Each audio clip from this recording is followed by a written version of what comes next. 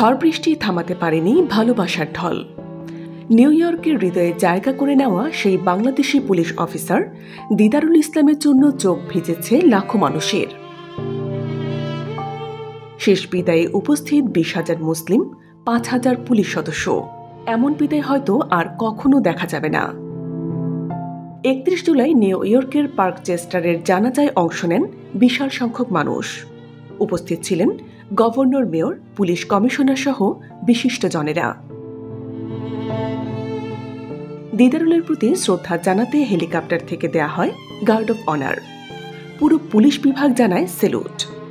Mayor Eric Adam বলেন, আমি এক অভিভাবক হিসেবে ক্ষমা চাই, কারণ আমরা দিদারুলকে রক্ষা করতে পারিনি। ইমাম ডক্টর জাকির আহমান বলেন, তিনি ছিলেন এক নিষ্ঠাবান বাংলাদেশি পুলিশ আমেরিকান।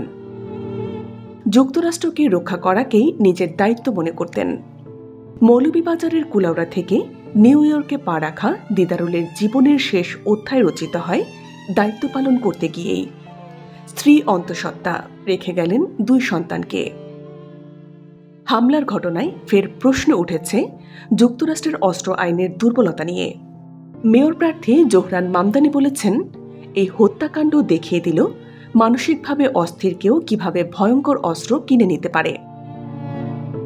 দাফন হয় নিউ জার্সির লোরেল গ্রোভ কবরস্থানে। কিন্তু দিদারুল ইসলাম রয়ে গেলেন নিউ ইয়র্কের প্রতিটি বিবেকবান হৃদয়ে। তার আত্মত্যাগ আমাদের মনে করিয়ে দেয়, সাহসিকতার কোনো দেশ নেই, মানবতারই শুধু সীমান্ত আছে। চিরবিদায় দিদারুল, নিউ ইয়র্ক তোমার বীরত্ব কখনো ভুলবে না। এই ধরনের গুরুত্বপূর্ণ আপডেট পেতে আমাদের সঙ্গে থাকুন। BGN TV 24, সংবাদ যেখানে, বিশ্বস্ততা সেখানে।